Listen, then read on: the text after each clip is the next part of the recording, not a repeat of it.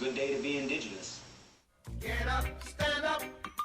They are going to become more brutal. Caught in the car, hitting the car gate, man. Because all the hippies were trying to be Indians anyway. They're going to become more repressive because it's a matter of dollars and their illusionary concepts of power. Hey, Victor.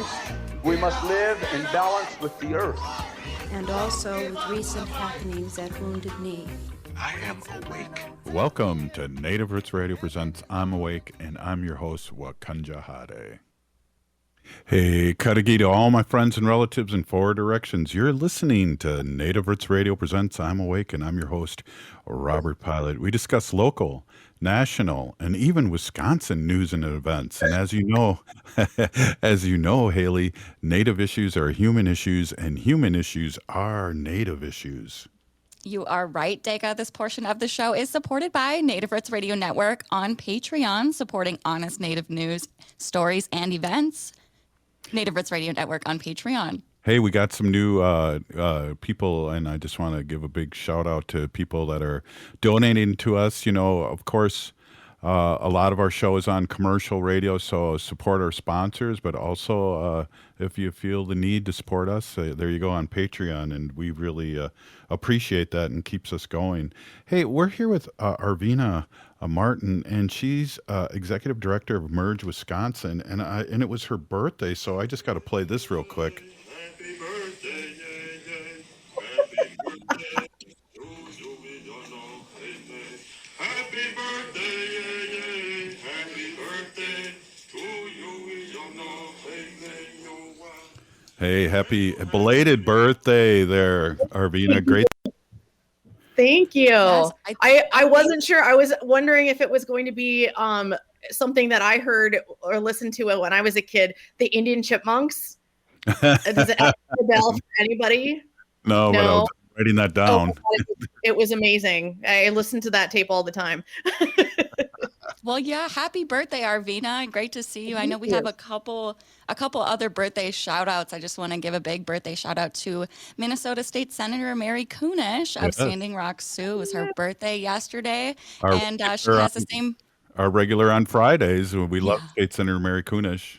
Yes, we love Mary. But yeah, very cool. She shares the same birthday as my Gaga and your auntie. So yeah, happy birthday to them. Lots of birthdays. Happy birthday, Barb. Oh, the dog's agreeing. I like that. Yeah. Hey, so Arvina, I saw also too that you're out of retirement now too. I saw you with the rollerblades on, or not the rollers, the roller skates. Roller skates. Yep. I'm making my triumphant return to the roller derby track, and I had practice last night, and I'm sore, and I love it. Yeah, and we're blessed here. We have a thriving roller derby, women roller derby people here in St. Paul. I know they get down at downtown St. Paul. Yeah, I mean, the cities has two. There's the Minnesota Roller Derby, and then there is North Star Roller Derby, both really great leagues. And, it's my dream to play someday at the Roy in Minnesota. It's well known as like the best roller derby venue, and we're going to be playing. Madison Roller Derby is going to have our home season opener on December 9th at the Alliant Energy Center. If you are in the Madison area or want to make a trip to the Madison area and come see me stumble around and try to pretend like I haven't been off skates for a few years. Well, and that's a big shout out too. We'll have to remind people at the end of this about that too, because as you know, Arvina, we're in 18 stations in Wisconsin, so woohoo! Including Madison. So it's a short trip on the Civic Media Network, and we love our friends in Wisconsin, even if they're winning football games all of a sudden. Oh, yeah. We'll see how long it lasts. Well, we were crushed. We had 5 in a row, and the party's over again. And now we're all back to being naysayers about our football team here. Yeah, we're kind of getting into it too, and I don't know. I remember living in the 80s, and having all Wisconsin sports teams just be terrible. So I can, we've had a 25-year dynasty and I'm okay with a rebuilding year. You know, it happens. Yeah, it does. It does. It definitely does. I know the early '80s, though, you had a good baseball team and led by Yeah, St. Paul person Paul Molitor here. yay, Paul Molitor, Polly Molly. I was too young. That was like 82 when they went to the World Series, and I was like 2 and or 3 the entire time. So I wasn't super paying attention at that point.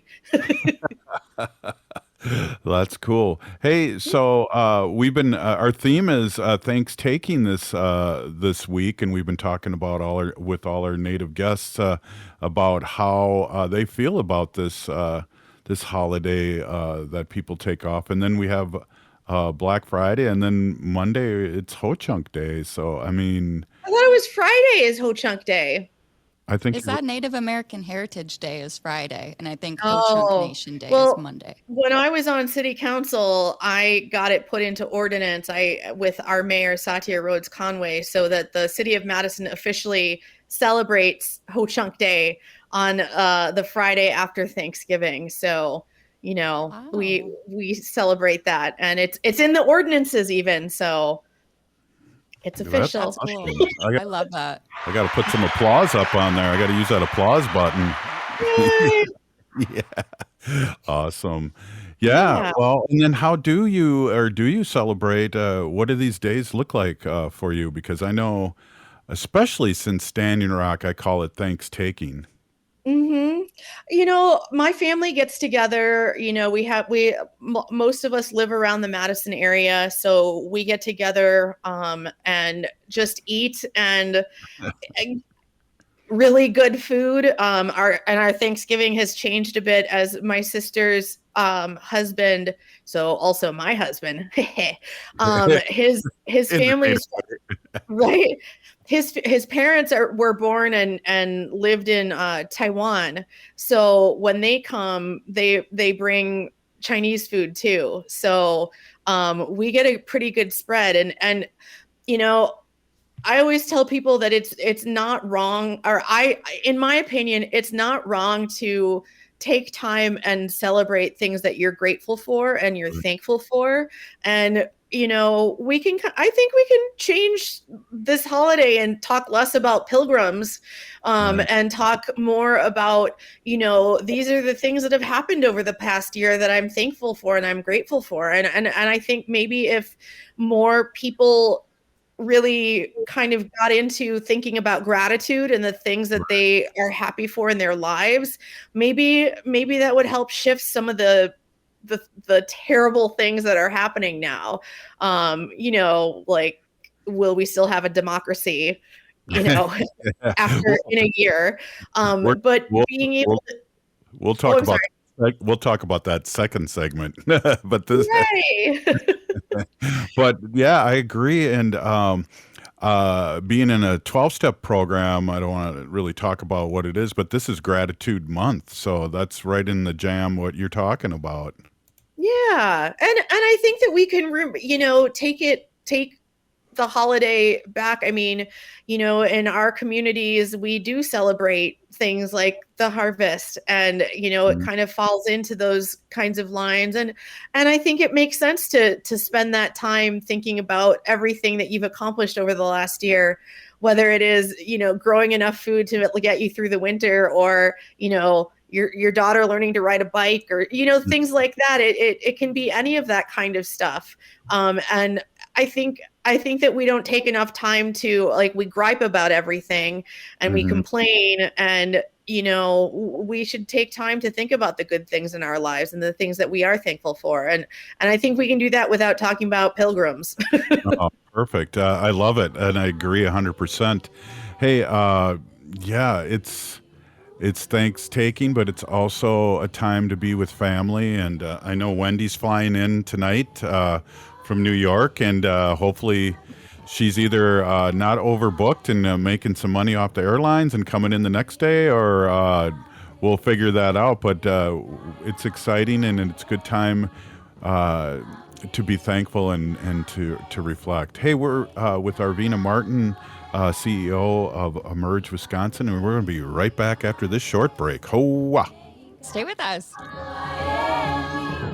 If the statistics say that 1 in 3 Native women and 1 in 6 Native men have experienced sexual assault in their lifetime, it means our whole community is affected by sexual violence. 1 is too many. Don't stand by, stand up. Don't engage in acts of sexual violence, and shut down the dirty jokes, the gossip, the victim blaming and shaming. As a community, we can change the way we respond. Contact the Minnesota Indian Women's Sexual Assault Coalition to attend a workshop to learn more. Sponsored by the Minnesota Indian Women's Sexual Assault Coalition. Signing up for $1 bus and train rides with the Transit Assistance Program, or TAP, is quick and easy. Do it straight from your computer or phone by uploading one of the pre-approved documents listed at metrotransit.org/TAP, along with a copy of your ID. We'll mail you a go-to card with a full year of discounted rides. For questions or translation help, call 612-373-3333. 612-373-3333. Hi, I'm Claudia with MinSure, Minnesota's official health insurance marketplace. With MinSure, you can compare health plans from multiple companies and get free help from a trusted expert. Whatever health plan you choose with MinSure, it's guaranteed to cover essential benefits, so you can get the care you need. See if you qualify for discounts, available only through MinSure. If you need quality, comprehensive health insurance, get started now at minsure.org. Minnesota has the only original wolf population in the continental United States. And 80% of Minnesotans believe the wolf should be protected. Howling for Wolves is asking Minnesotans to respect our true wildlife manager, the wolf. Their survival is critical to our ecosystems, our communities, and even our economy. As highly intelligent animals with strong social bonds, Minnesota wolves deserve to be protected and admired. Learn more at howlingforwolves.org. Let's live and let howl.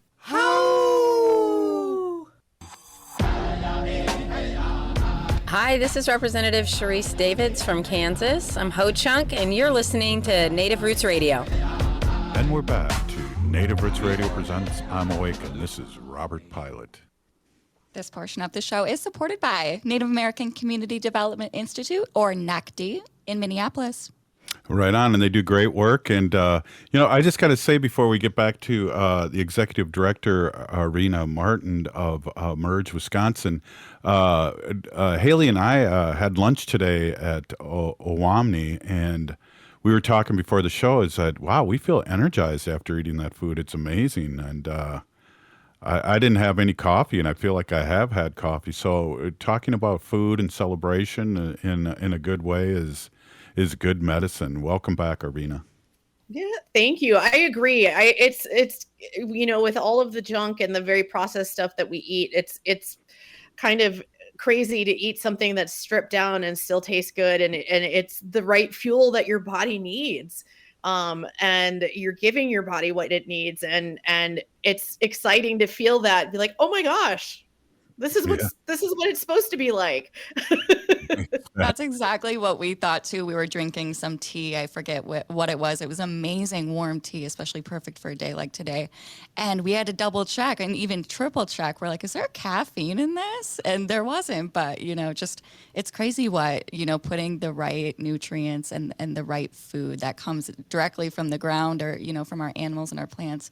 It's wild how quickly you'll feel those effects in your body. And then eating a whole bunch and instead of feeling that kind of food coma, it's the other way around. And you're like, let's go, let's do this. Well, Arvina, I don't know if you know this, but Wendy, my wife, she's a vegan. So we don't eat the turkey, but we've had different things over the years, and I think we finally found a good jam to substitute. But all the other ingredients like the potatoes, gravy, and the stuffing and cranberries, that's all vegan. So we love it, and we celebrate that way. I don't know if you can see over my shoulder here, but I did get the his Barbie doll. Wilma Man-Killer Barbie doll. Cool. It came out. I love it. I kind of want to get one, but I have so much stuff. I need to get rid of things before I bring more things into my house. I tell Robert the same thing. Oh my God. Must be a Ho Chunk thing. I don't know. Probably. I don't know. Some of my Ho-Chunk elders love that Goodwill, and I'm right with them. Ho. I actually was at Goodwill looking for my daughter's Halloween costume with her, and I saw a scarf from far away, and I'm like, that looks like a native design. And I looked at it, and it was an 8th generation scarf that I got for $3, and I was like, score! Yes! So I'm pretty pleased with that. That's awesome. Well, hey, now the fun and games are over here now. Politically, how are things happening in Wisconsin here? I know last time we talked about they're trying to impeach a new Supreme Court person that was just elected in and it's done nothing wrong. And I'll say the name Protasewicz because I practiced that, and we had her on the show during the election. And what any updates on that insanity? Yeah, no, they are holding off for the time being. I know that Robin Voss was advised. I mean, we're finding from public or open records requests that that the speaker Robin Voss had been trying to kind of pull or be advised by other former Supreme Court justices or other folks that are in the legal community, and they all told him, no, don't impeach her. So that has been kind of sidelined, but I don't put it past them to come out with an impeachment, just out of the blue. But the Supreme Court is currently hearing arguments on whether the maps, the legislative district lines in our state are legal. So, we all have our fingers crossed that we can fix the damage done by the gerrymandering. I mean, Wisconsin's state legislative districts are among the most gerrymandered in the country. And it's ridiculous. If you look at the stats about who voted Democrat versus Republican for statewide races, versus who, how the state legislative seats went, I mean, it doesn't add up. And it's, packing as many Democrats as they can into a district, and gerrymandering and figuring out how to maximize their majority instead of and it turns into legislators picking their constituents as opposed to constituents picking their legislators. Yeah, well said. And we always say, what a bummer for our friend Tricia Zunker, our relative, who would be jamming right now. And I heard somewhere where the gerrymandering so bad that for somebody in order to win would have to get 65% of the vote, a Democrat, and 45% for the Republican. So that's. Did you? Haley reported, I should say, a couple days ago that South Dakota, our friend Ruth Buffalo, who's been on our show many times, she was gerrymandered. Yeah, she's been gerrymandered out of her seat, and now they found what did they find, Haley? That it was district wrong and correctly, and their own Supreme Court is like changing it back. Yeah, it was like they're going through a very similar situation actually in North Dakota too, with the redistricting, and a federal judge found it illegal and that it diluted the North Dakota Native vote. So, yeah. I wonder about that in Wisconsin too. That various tribes, or especially the Ojibwe bands, being split up rather than being in the same, whatever legislative district. Also in eastern Wisconsin, whether it is, Stockbridge, Menominee, and Oneida, Potawatomi and Mole Lake. They're. I mean, I back when we had the recall in 2011, I believe, the Milwaukee Journal Sentinel did a analysis of what are the most red and blue municipalities in Wisconsin. So this data is over a decade old, but they found that, what we expected, some of the bluest municipalities are the city of Madison, the city of Milwaukee, Shorewood Hills, which is right next to Madison. But then the other ones, all the other municipalities were things like that were either on or adjacent to tribal communities and reservations. So like the town of Brockway, down by Black River Falls, is one of the bluest municipalities in the state. And so, you know, I think that disenfranchising Native voters, who are some of the most democratic voters in the state, you know, is tragic and is I mean, it's just wrong. Exactly. You know, and again, let's swing back now to your job as executive director and how I think important not only that women are in the races, but also Native women too. Let's talk a little bit about that because we find anywhere from, and I used to joke, dog catcher, but that's to say anywhere from school board on up, we need more representation and in order to change things, because as we see nationally with the you know, the crisis caucus or whatever you want to call those meatballs. I mean, I was in Washington, Arvina, and we went into the Charisse got us tickets into the chambers, and it was just like, I can't even be here to see these people in person. I mean, it's like I want to yell something, but you know, of course I didn't. But you know, it's just we need our friends and relatives to run. Absolutely. I mean, you can think about it like when the pandemic first started, you know, and the fact that both Congress and the U.S. Senate are majority white and male and older. I pardon the description, but I've heard it described as stale, pale, and male.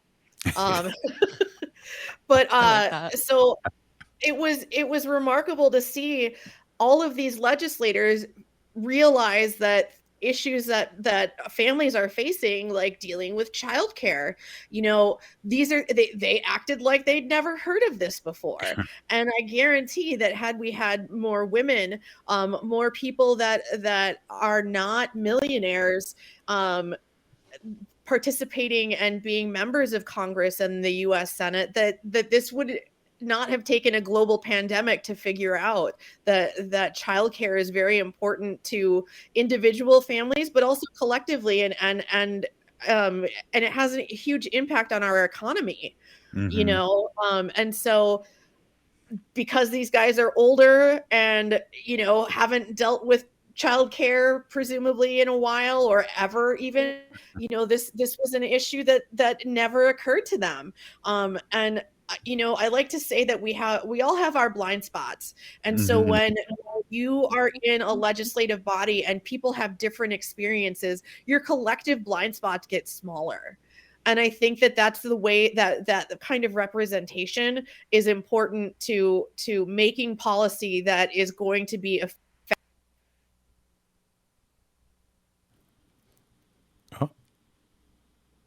Did we just lose? I think we lost your audio, Arvina. Yeah, we just lost. Can you hear me yet? No.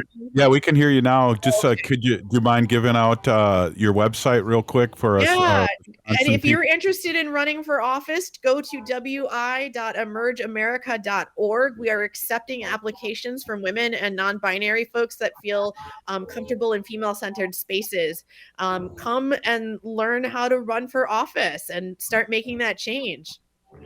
Thank you so much, Peenie Gigi, Arvina Martin, for coming on. The energy is always so positive. We miss you when we miss you, so thank you so much for coming on. And thanks for doing the show for me when I took a few days off. I really appreciate that, too. Yeah, no problem. All right. Hey, you're listening to Native Roots Radio presents I'm Awake, and we'll be right back after this short break. Signing up for $1 bus and train rides with the Transit Assistance Program, or TAP, is quick and easy. Do it straight from your computer or phone by uploading one of the pre-approved documents listed at metrotransit.org/TAP, along with a copy of your ID. We'll mail you a go-to card with a full year of discounted rides. For questions or translation help, call 612-373-3333. 612-373-3333. Minnesotans age 65 plus might qualify for Health Partners Minnesota Senior Health Options. The plan includes personal support, coverage for medical, prescription drugs, and dental, plus over 30 extra benefits. Eligibility information is available at healthpartners.com/oneplan. Health Partners is a health plan that contracts with both Medicare and the Minnesota Medical Assistance Medicaid program to provide benefits of both programs to enrollees. Enrollment in Health Partners depends on contract renewal. Be a vaccinative. As the fall season continues, new COVID-19 variants threaten the health of not just you, but our elders as well. These new variants might even evade previous vaccines. That's why it's important to stay up to date. The newly authorized vaccines target current variants effectively and are FDA approved for ages 6 months and older. But there is an important note. These are the first COVID vaccines to be commercialized, which means there may be costs associated with them. Speak with your health insurer about your coverage before scheduling an appointment to avoid a surprise bill. For those without health insurance, help is available. Ask your health clinic about options or visit vaccines.gov for free locations. Getting vaccinated protects you from severe disease. Don't put yourself or elders at risk. So be a vaccinative and protect our community. You can visit vaccines.gov for free vaccine locations. This message is brought to you in partnership with the Minnesota Department of Health. Unveil the captivating world of native photography at the Minneapolis Institute of Art. Their new exhibit, In Our Hands, Native Photography 1890 to Now, turns the camera around and puts native photographers in control, featuring hundreds of photographs captured by generations of First Nations, Métis, Inuit, and Native Americans. You'll view the world through their lens, revealing the beauty and complexity of Indigenous heritage. Don't miss this incredible experience. Visit In Our Hands at the Minneapolis Institute of Art now through January 14th. For more info, visit artsmia.org.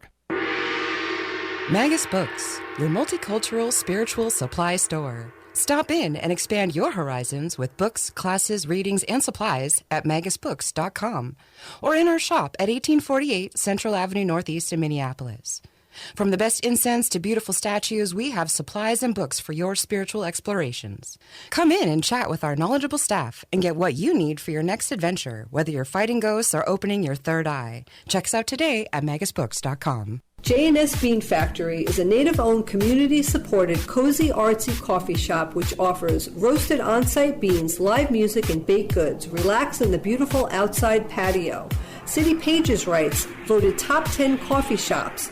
Tucked into a quiet corner of St. Paul's Highland Park neighborhood, this coffee shop roasts beans on-site from the best coffee-growing countries in the world. Located at 1518 Randolph Avenue, St. Paul. The good stuff. With a look at your AM 950 weather, I'm Patrick Lilia. Tonight, decreasing clouds with a low of 25, then Thursday, sunshine with a high of 31. Make this holiday season extra magical with an Eat Local Minnesota restaurant or food purveyor. Perfect for all occasions from family to friends to work gatherings. Visit eatlocalminnesota.com to see the list of restaurants and food purveyors.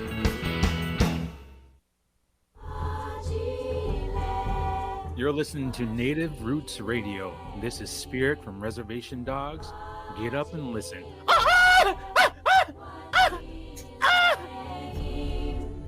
Welcome back to Native Roots Radio presents I'm Awake, and this is Robert Pilot.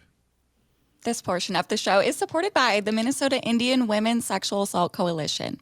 Great advertisers over the years. We really appreciate their support and all the PSAs and all the things. What a great relationship we have with them and great organization. Hey, Simone, what's up? We're with Simone Rendon of Edible Arts, and we also have Sam Thompson, and I want to get this right, American Indian Family and Children's Services. Thank you. We have a great producer here. How are things going? And, good to see you. And we miss you at the market. Yes, the market was a great year this year, and I look forward to next year. But yeah, what we came to talk tonight about is foster care. Mm-hmm. And did you have direct questions, or I can just go?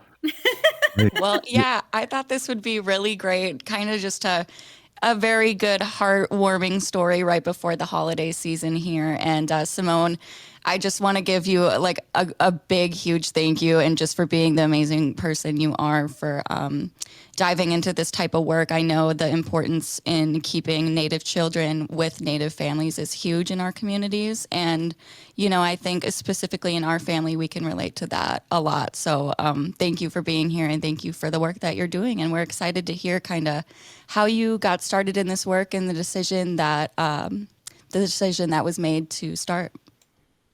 Yeah, so when I was a teenager, a tween, I guess, my mom did foster care. And so we had foster siblings. And they were younger. They were like a newborn, and I think the oldest was 5. So there was 3 kids, and we had them for close to 2 years. And we lived deep in Phillips neighborhood, and there was a huge thing that had happened, and it was scary and hard. And we said, we can't have little kids around here. And so my mom had given them to go to a different foster home. And I still think about those kids today.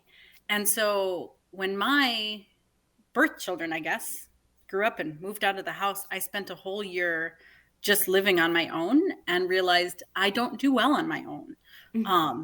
And so I started the application to be a foster parent. And I took my time with it. I think on average, it's 45 days is what it takes from start to finish. And I think I took closer to 4 months because I really wanted to like answer the questions and do all of the videos and the training and really ask that question. Am I ready? Do I want to support another person? And what is that going to look like for me? Because I knew that I wanted to do infants.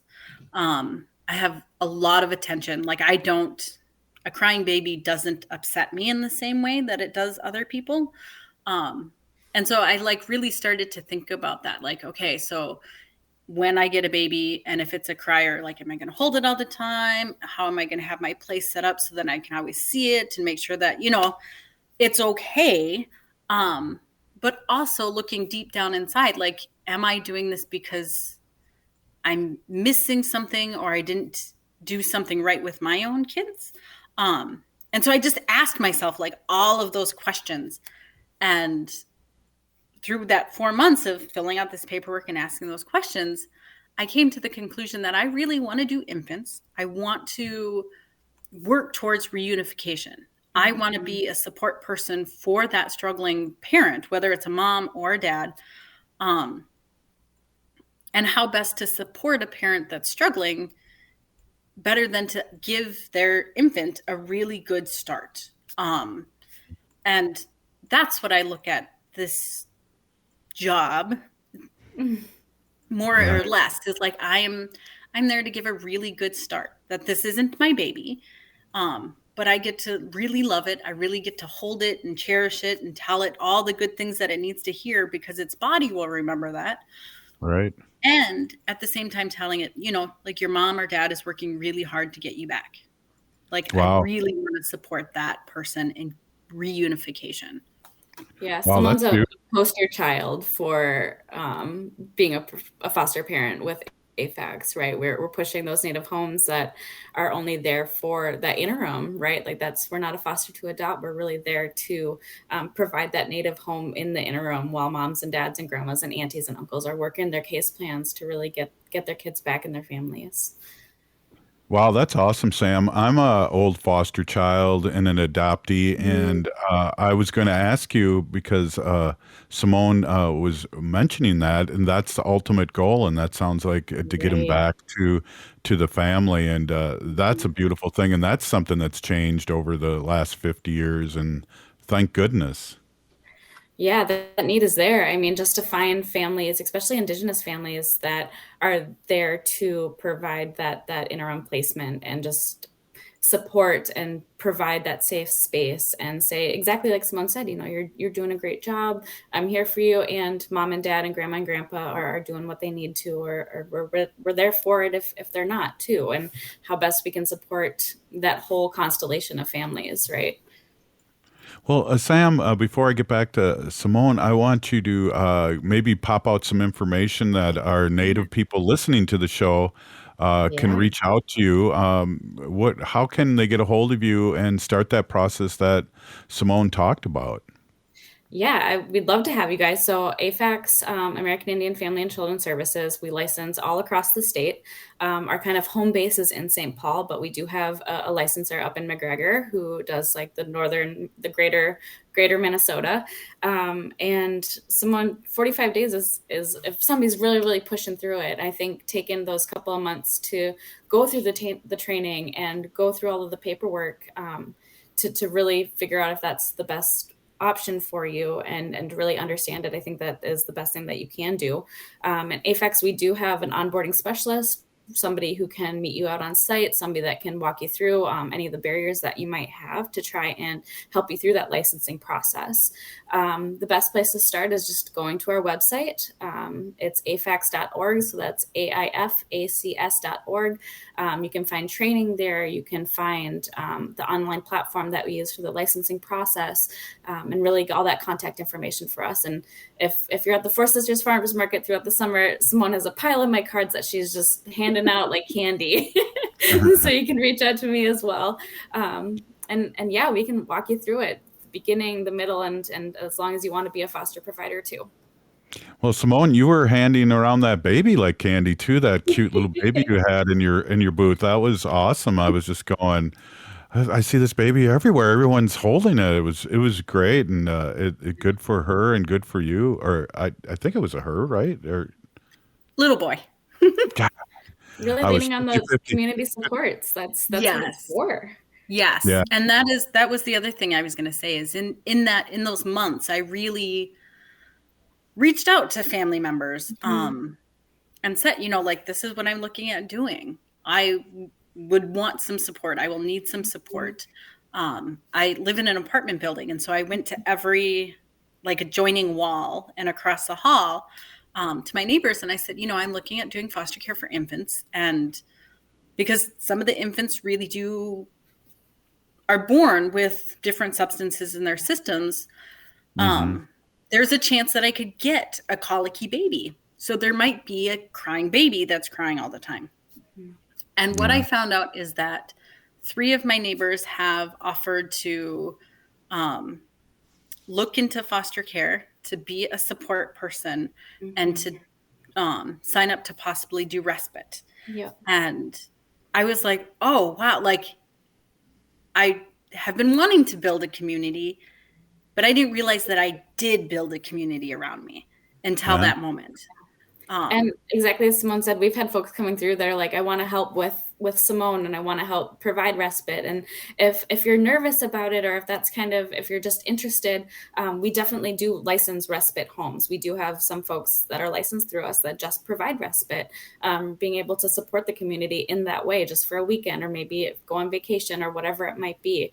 And yeah, Simone's really kind of funneled some folks through that are there on her recommendation just to do respite. So That's awesome. Sam, what are the ages of the children? Can they be older? Somebody like me take them to a baseball game and do a respite on the weekends during baseball season, or how does that work? And how old are they? Yeah, so traditional foster care is age 0 to 17. And then there's also something called extended foster care. And really the licensing process looks the same. There's a couple extra trainings that you would need to do, but that's 0 to 21.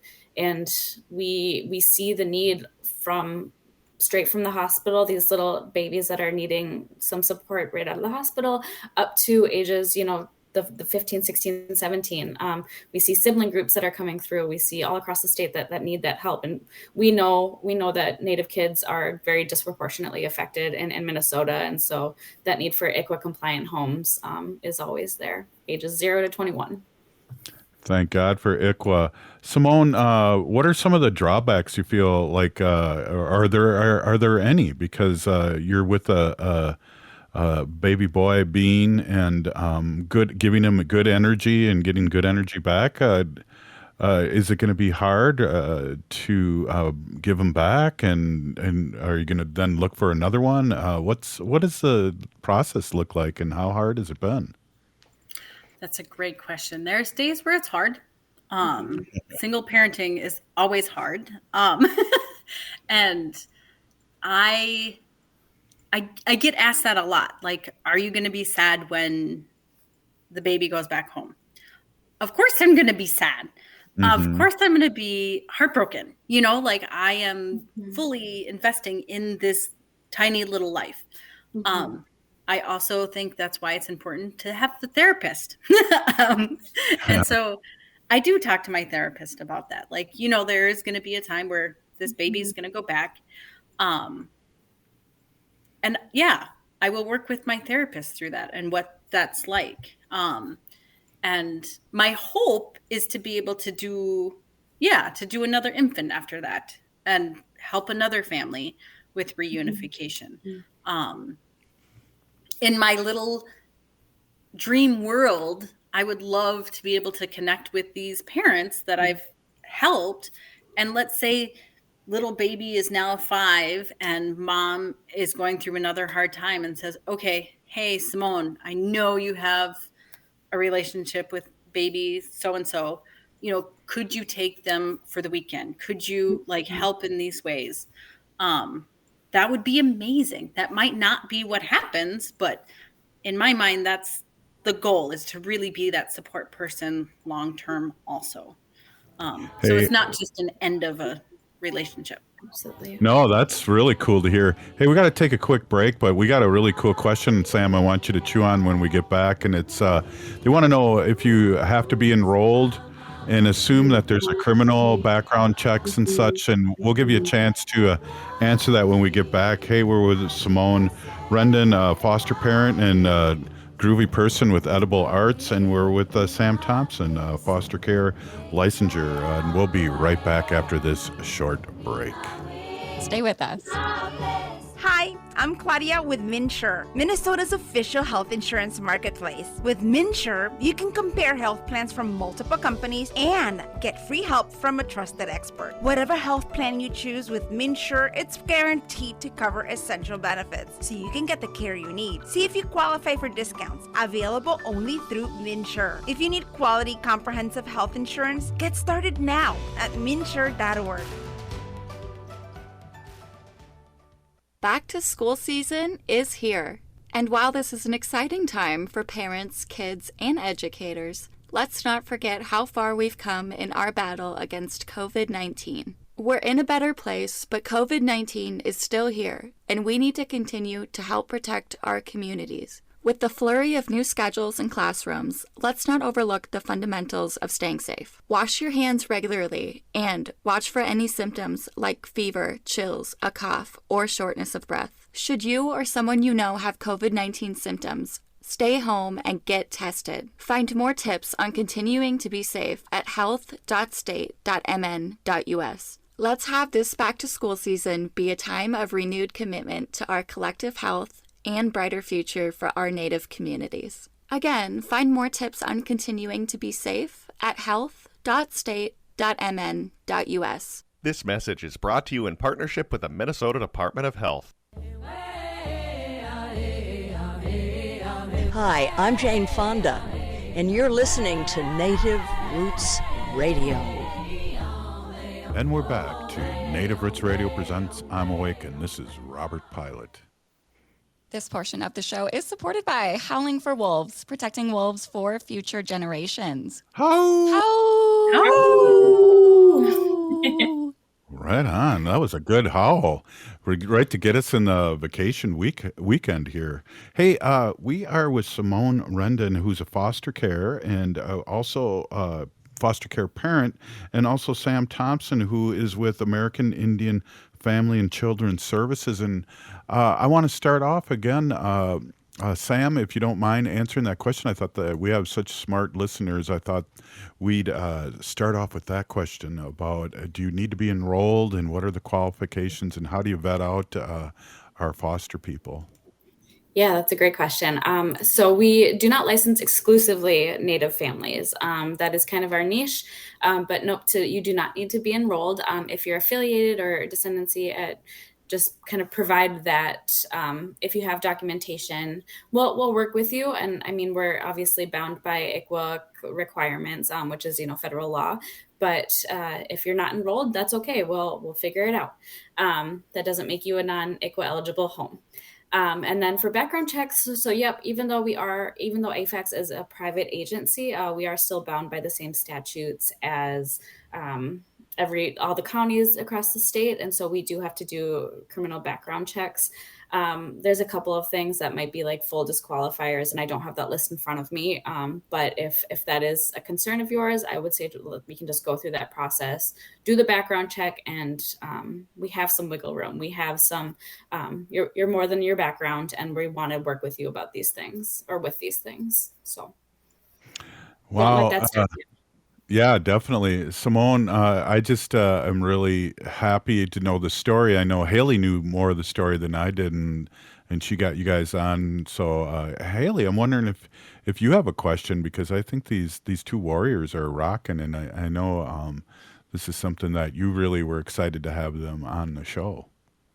Yes, well, I guess have more of a question about the respite care and services for them. So is that just taking, a child out for a day trip, or what does that kind of include? Can you kind of give some examples of what that may look like if someone were to do something like that? Yeah, definitely. So we consider respite in 24-hour increments. So how many nights the child and spending overnights in your care. There are DHS babysitting guidelines that I don't have in front of me, but you want the child in your care to have the most normal life that they could have. And so if that is going for the afternoon with an auntie, if that is if they're an older child and spending the night with a friend, with their workers' permission, I think that's totally within the means that they have. But for respite requirements, if they wanted to provide respite in the home, we just go through a background check, and we would do some training additionally on that. But if you wanted to have that child in your home for the weekend, we would consider that the same license as a long-term foster care provider or a short-term provider. Oh, good question. Really good question. Yeah. So one of the things, like when people have asked me about respite and about foster care licensing, they're like, well, I don't want to start all over again. And I was like, no. Foster care is amazing. Like, if you have zero attention for 5-year-olds, don't get a 5-year-old. Like, you get to ask for what you can handle. And being licensed is sort of like getting a driver's license. You don't ever have to drive a car. You don't ever have to buy a car, but you're licensed just in case. And in our community, there's a lot of our family members who have, probably everybody we know, or I know, some family member has had CPS called. And if you're licensed, you're the first person that they reach out to make sure that child stays within your family. And so I think that alone should make at least one person in every household become licensed. And then respite is like I have another friend who was like, oh, what if I just want to babysit for the weekend? And I was like, that's respite. That would give me a break. You would get your baby fix, and then you get the baby back to me. You don't have to keep the baby longer than the 24, 48 hours or whatever's agreed upon in terms of the respite. And a really great example too, and this goes back to, your ideal image, right? You have former foster providers that we might have a child that moves into a new home, and that former foster provider is a respite caregiver. So you still get to maintain that connection, that's attachment, and that bond is still there. You still get to meet with that family and build that community while still moving forward and being that primary caregiver.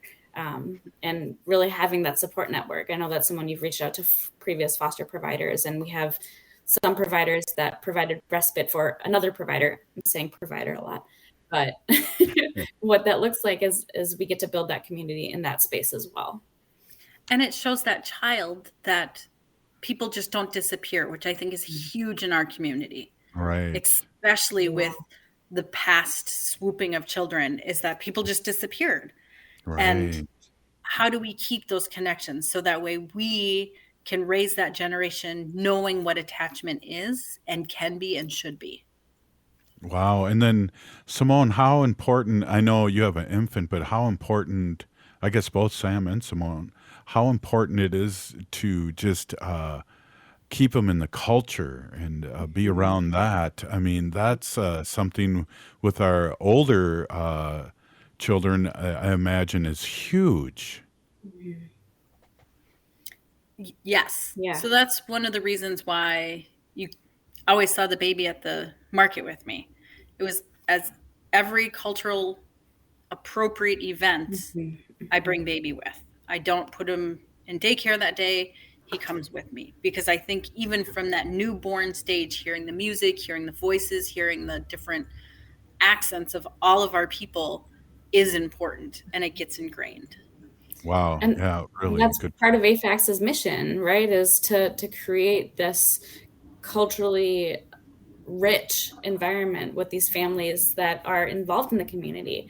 And one thing that's cool about AIFACS, I think, is that so foster providers need annual training hours as part of their license requirement, but there's only a few that are mandatory, and you get to have some liberty with the rest of them. And one thing that AIFACS does is that we not only do we reimburse for training, but we count up to 6 hours of like attending powwows, attending cultural events. That is part of your training, and that goes towards your training hours. Like, we're really trying to maintain that emphasis on Indigenous community, and that's your training. Wow, that's exciting. I'm wondering too, there's a whole bunch of different kids from different nations. Does it matter if you go Ojibwe go with a Ho-Chunk or vice versa, or how does that look and how does that work? Because some cultures are a little different, but when it comes to powwows and community things, we're pretty much the same. Yeah, well, the short answer is no. The long answer is going into like placement preferences regarding ICWA. So whatever tribe the child is affiliated with, that placement preference. If they can't find the relative, if they can't find kin, if they can't find a home within their own tribe, they can look at other tribes as well. So short answer is no. No, and I'm just curious because I mean that's something I've looked into. I'm very busy right now, but I don't know if I'll be busy in a year. And it's something I've always wanted to do. Being a former high school teacher is to throw the baseball around, even though I'm 63. And it'd be great to play the creators game, but not break a hip too. But and hang out with some older kids like that were in high school. Simone, do you got any last things? We got 30 seconds left. I really appreciate you two being on. No, just reach out to Sam if you have any questions. She is amazing. And if she doesn't know the answer, she will find a way to get you the answer. Wow. Yeah, Pinigigi, you two. Thank you so much. What a great, and thank you, Haley, for putting this interview together. Very informative and great work by both you. And come on, community, let's step up. We're still here. We are the 7th generation. And free Leonard Peltier. Yeah. Now.